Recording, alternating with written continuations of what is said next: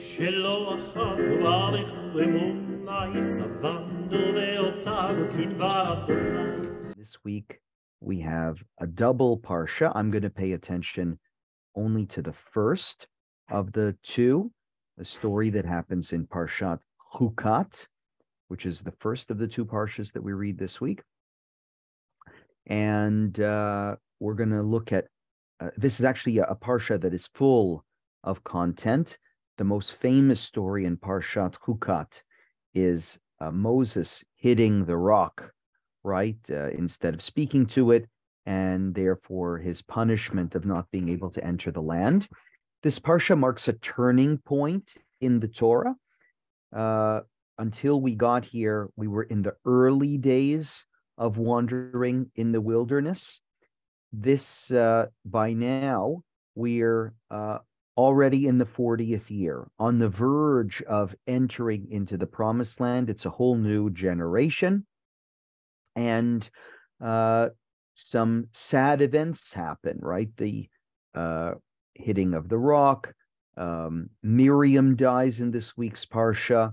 We learn about the law of the red heifer, how to purify yourself from the impurity of death, and the death of Aaron, the high priest, as well. Actually, that is the story that we're going to look at today, because it's really interesting the way the Torah describes Aaron's death, and actually how rabbinic literature picks up on certain word cues when the Torah describes Aaron's death, and develops this whole concept that's not really clear in the Torah about who Aaron was and what the legacy is that he leaves behind. So I'm going to open up and share my screen with you as we read in the 20th chapter of the book of Numbers, the story of Aaron's death. So you should be able to see verse 22. Setting out from Kadesh, the Israelites arrived in a body at Mount Hor. So now we're 40 years into the wandering through the wilderness, and here we are close to, we're sort of in the modern-day Jordan, at Mount Hor.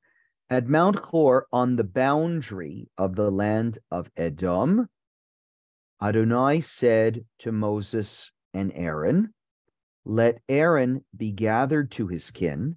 He is not to enter the land that I have assigned to the Israelite people, because you disobeyed my command about the waters of Meribah." So earlier in the portion, Moses hits that rock, and that is the punishment that God gives to both Moses and Aaron. They will not be allowed to enter into the promised land. But now, after some time has passed, God says it's time for me to carry out that punishment. And it's Aaron's turn first to receive that punishment. And this is the time, and this is the place. Take Aaron and his son Eleazar and bring them up on Mount Hor. So notice that Aaron's son Eleazar, who takes over the high priesthood after Aaron, is a part of this scene. This is unique in the Bible, that when we have the death of a major Jewish figure, that his son happens to be right there at that moment. Strip Aaron of his vestments and put them on his son Eleazar. Then there Aaron shall be gathered unto the dead. So part of the ceremony here of Aaron's death is the transferring of leadership from Aaron to his son Eleazar. It happens before Aaron dies, which is very unusual, right? Usually you would think of someone inheriting their parents' estate only after their parent dies. Here, things are a little bit different. Eleazar takes over as high priest even before Aaron's death. And it is important that it's God giving these instructions to the people. You might think to yourself, part of the purpose of this is so that Eleazar feels And the people feel about Eleazar that he is the rightful high priest. Remember, just this past week, we read Parashat Korach, where Korach challenged the leadership of Moses and Aaron. So this fits very well with that theme. We want to make sure that Eleazar isn't going to face any challenges, that there won't be any accusations of nepotism, right? So all this takes place while Aaron is alive, on God's command, to show the people that this is what God wants to happen. God wants the priestly dynasty to continue, that it be a dynasty that passes only within a particular family, and Eleazar is the one who takes over after his father's death. Moses did as God has commanded. They ascended on Mount Hor in sight of the whole community. Here's an additional, I hope you all don't mind. We're doing a close reading here of the text. I'm showing you, this is how you have to read Tanakh very, very closely. They ascended the mountain, le'einei kol ha'ida. It was important that everybody watched this happen. By the way, contrast this to Moses. Who was around when Moses died? Nobody. Moses dies alone. Only God was present when Moses died. This is a whole other scene here where it was important that the transfer of power be seen in front of the whole people. Moses stripped Aaron of his vestments and put them on his son Eleazar, and Aaron died there on the summit of the mountain. Aaron dies on the mountain. When Moses and Eleazar came down from the mountain, the whole community knew that Aaron had breathed his last, right? Because everybody saw this taking place.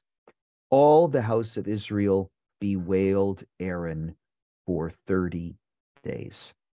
This is the scene of Aaron's death. We have more information about Aaron's death than we do for pretty much anybody else in the Torah. This doesn't seem like many verses, but some, even with our great patriarchs, like with Sarah, all it says is she reached this age and she died. That's it. There's no other information. This is a whole production, Aaron's death, carefully orchestrated. His son is involved, Moses is involved, God's commandment is involved, and the truth is, everybody is involved. The whole people, they witness Aaron's death, and this is very, very important to Rashi. Rashi, the commentator, the famous commentator on the Torah, is fascinated by this idea that everybody sees this and everybody is crying.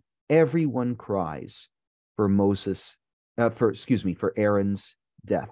Look what Rashi says. Here's the Hebrew. It's pretty easy to understand the Hebrew, so we'll do it direct from the original text. Rashi's commenting, if you see here on the right-hand side, on those words, Kol Beit Yisrael. The whole house of Israel cried for Aaron. This is interesting to Rashi because I'm going to switch tabs here and show you what the Torah says for Moses's death. Let's get the Hebrew and the English. Don't you love Sefaria? This is great. Look what the Torah says for Moses's death. This is, later in the summer. We're going to read about Moses's death towards the end of the book of Devarim. Actually, already in the fall when we'll read this. It says, Vayivku b'nei Yisrael et Moshe be'arvot Moav 30 yom.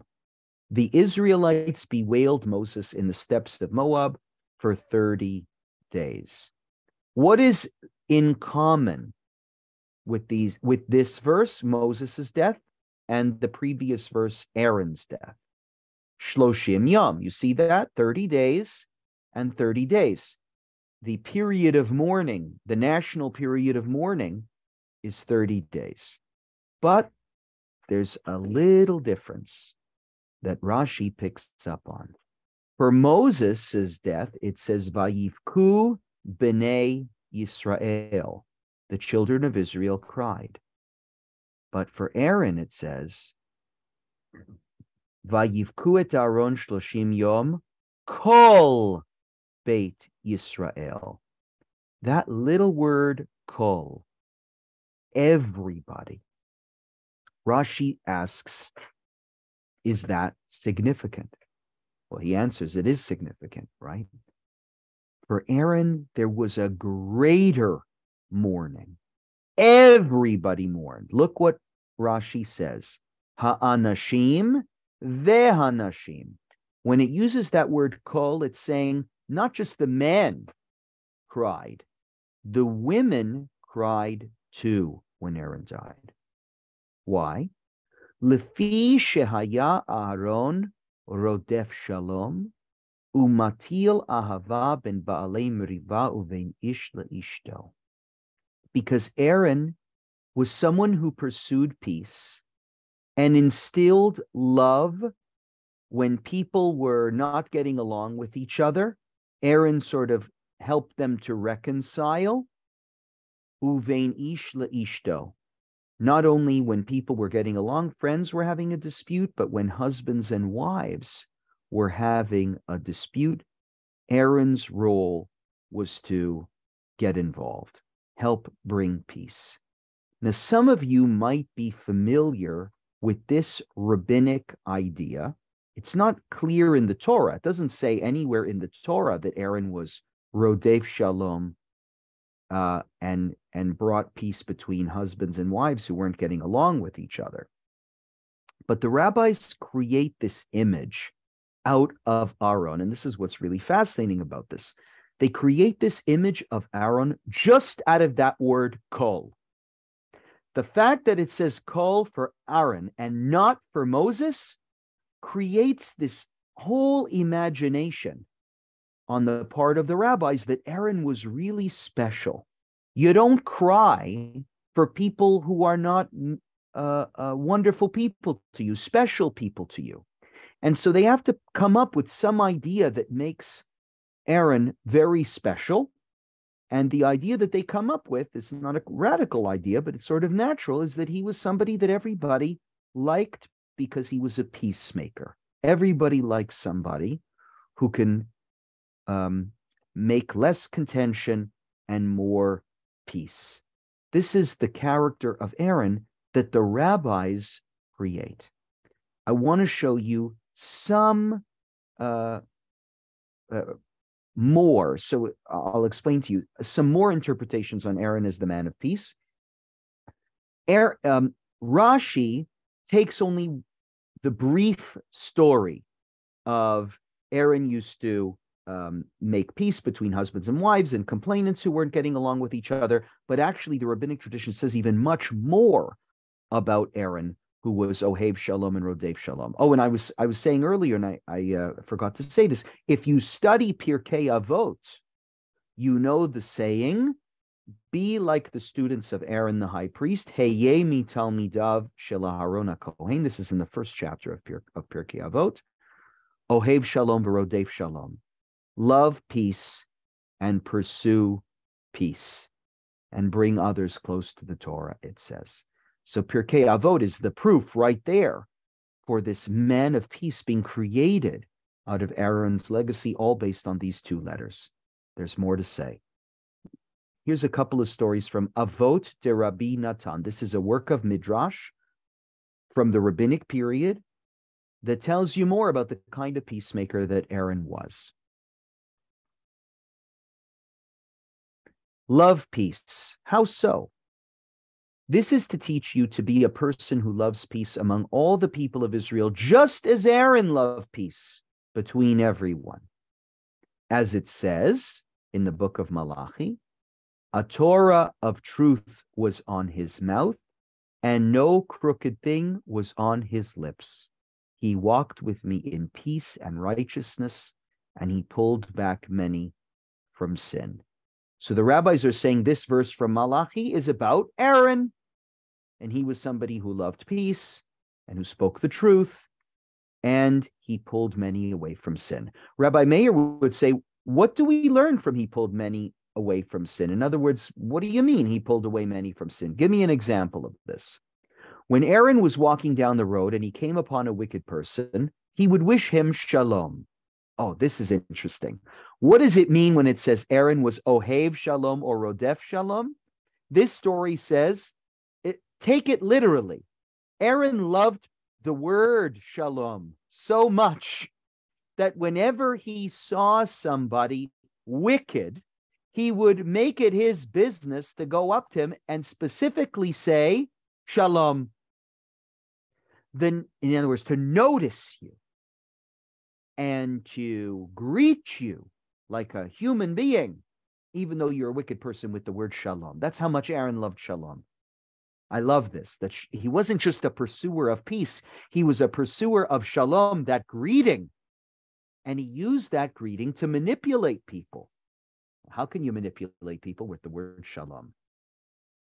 The next day, when that man wanted to sin, he would say, alas, how will I be able to look Aaron in the face? I will be so embarrassed when he wishes me Shalom. And this man would stop himself from sinning. Isn't that beautiful? The story that's created out of Aaron is he would notice wicked people and would say Shalom to them. And then the person who was doing wicked things, probably because he thought nobody cared about his life, that his life didn't matter, and certainly mattered little to the high priest. Well, the high priest notices him and says Shalom. And that gave him, the sinner, the self-confidence to say, you know what, I matter.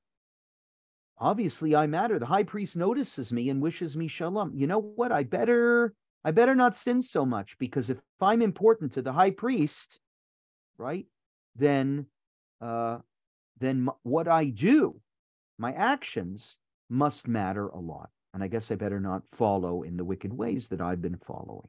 It's a nice story about Aaron, who loved Shalom so much that he used that word to his advantage. Similarly, when two people were fighting with one another, Aaron would go and sit next to one of them and say, my son, look at the anguish your friend is going through. His heart is ripped apart and he is tearing at his clothes. He's saying, how can I face my old friend? I'm so ashamed. I betrayed his trust. Aaron would sit with him until his rage subsided. Then Aaron would go to the other person in the fight and say, my son, look at the anguish your friend is going through. His heart is ripped apart. He's tearing at his clothes. He's saying, how can I face my old friend? I'm so ashamed. I betrayed his trust. Aaron would sit with him until his rage subsided.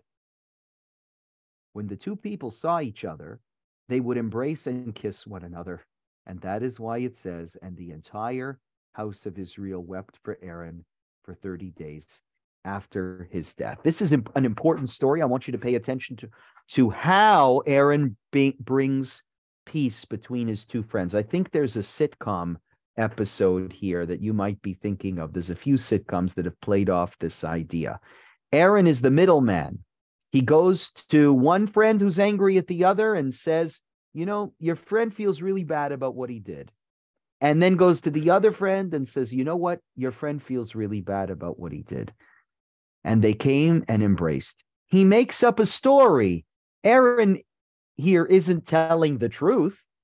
He's using his influence as a Kohen Gadol to again manipulate the situation. This is what makes him a very special character in the rabbinic imagination, right? None of these stories are recorded in the Torah, but the rabbis imagine him in both situations, manipulating people with his presence, with his stature, and with his words, right?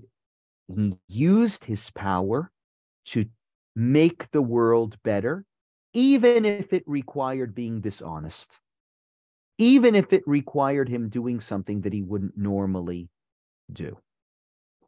I want to keep going. We have time for just one more midrash, and this one is important. Another interpretation. Why did Israel weep for Aaron for 30 days, both women and men? Because he always judged fairly. How do we know this? For he never said to a man or woman, you have disgraced yourself. He never went up, in other words, to somebody who was sinning and said, you should be ashamed of yourself. it's terrible what you've done. He didn't, it's not that you see, it says here, he always judged fairly, but that's not what this means. It means he didn't utter judgment.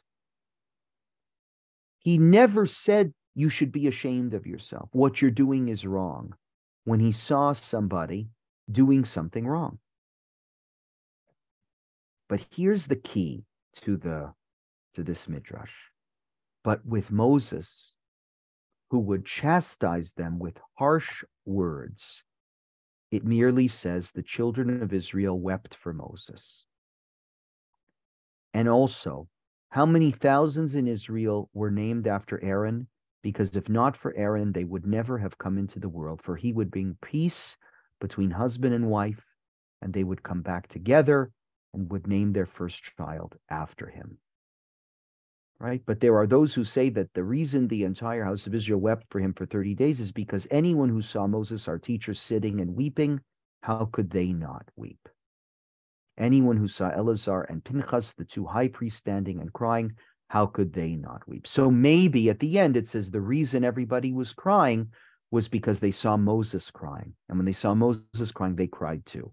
Or when they saw the two high priests together, that changing of the guard, right, passing down the legacy from one generation to another, maybe they were overcome with emotion at that sight. But I want to go back to the story beforehand because I think there's something important there. Rashi, I submitted to you, was making his comment that the word kol meant that Aaron was beloved and special in a different way than Moses was, because that word kol didn't appear for Moses. And so he projects an image that I think is rooted in this midrash as well, that Aaron represented something that was more beloved to the people. And the midrash takes a dig at Moses, doesn't it, in that last one we saw? There was Aaron saying, you know, you guys, I'm not going to judge you. You were probably having a bad day, and that's why you were doing this thing that you weren't supposed to do. And Moses would say, hey, you know, you're responsible for your actions. He would chastise them. Aaron would not. What I want to submit to you is there's something very tragic here about Moses's role, as much as we are celebrating Aaron's role. Aaron is the man of peace, but look what he has to do to achieve the peace that he seeks. He lies, tells stories, and this is very complicated in Judaism, right? You know, there's a famous story in Judaism. If you see the ugliest bride in the world, you still say, you look beautiful. Kala na'eve chasuda, the Talmud says, right? Lying in Judaism, if you're doing it to make somebody feel good, you're allowed to do it. But Aaron can get away with that. He's not the leader of the people. He's a high priest. He doesn't have to do the judgment. That's Moses' job. Moses is the political leader. He's the judge. He's the one who has to pronounce guilty or not guilty. He's the one who can't lie because he's the one who gave the Torah. How can, if the guy who gives the Torah has to lie, then how can you believe, or is caught in that lie, how could you believe anything that he said? You sort of all of Judaism becomes subject to his reputation as somebody who's willing to manipulate and twist the truth. I think what the rabbis might be saying, and this is an idea that is picked up by other scholars, is that Aaron got it easy. Everyone cried when he died, but he had the luxury of living his life where all he needed to do was seek out peace between people, for he was not the one accountable for their sins and mistakes. He had the easy job of passing on the complicated cases, the ones that required punishment and judgment and maybe divorce, to Moses. He could just be there to take the glory when he's the force for good. Moses is the man of emet in rabbinic literature. Aaron is the man of shalom, the one who brings peace. Moses is the one who brings truth, emet.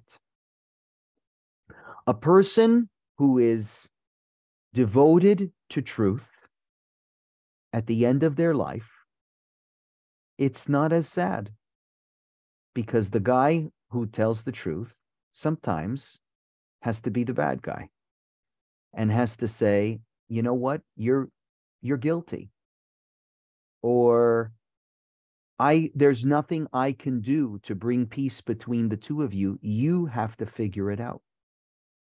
One of you is a guilty party.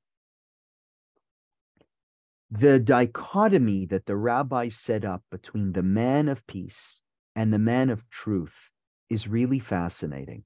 Moses and Aaron, peace, or the reverse, truth and peace. One, everybody cries when he dies. The other, people cry. Some didn't. You could probably imagine who those people were who didn't cry. The ones who didn't like hearing the truth. Now, which one is greater? The man of truth or the man of peace? So I close with the famous verse from, where is it? Hold on.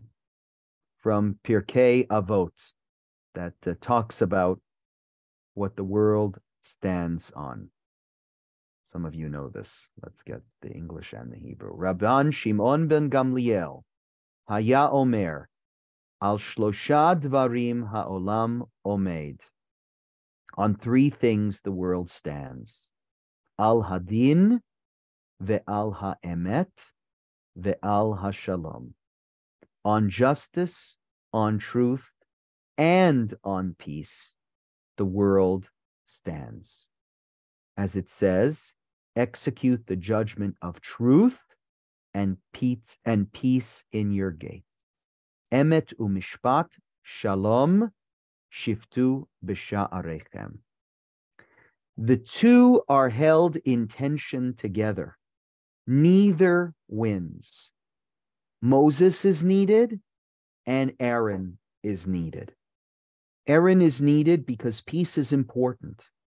And sometimes it's okay to not point out somebody's guilt, to manipulate situations by going out of your way, or even blatantly lying.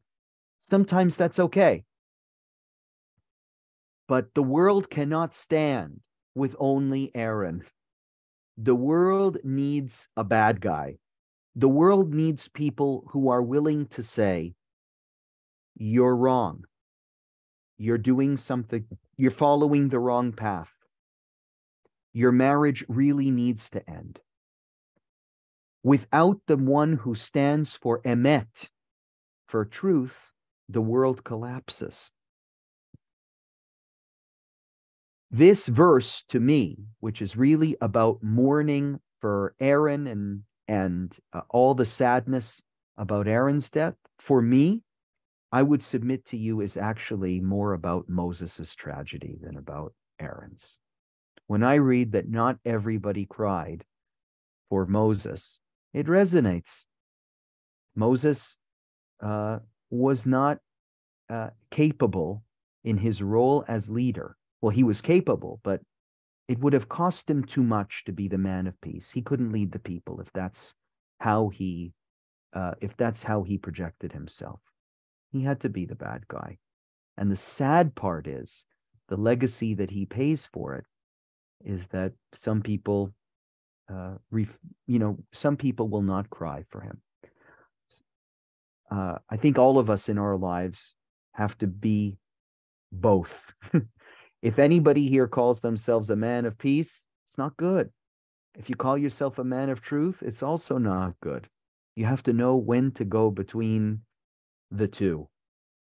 Loving people, but loving them sometimes with the truth, with harshness, with with even what they call tough love, right? Paying the price for a little bit of time because the truth is just that important. And I think the rabbis were very aware of that tension, the need to speak the truth, but to do it softly. And they turn Moses and Aaron into the two symbols of truth and peace. Thank you very much, everybody, for your time today for the half hour. So we're going to go on a little bit of a break for the summer. We'll be back in August, I think, but you'll look at the Manishma should have the schedule for when we're getting back to business. And I feel bad because we're missing a lot of good parshas. But when we get back to business in August, I promise we'll recap some of what we missed. Have a wonderful summer. Those of you who I won't be seeing, and looking forward to continuing again later on. Take care.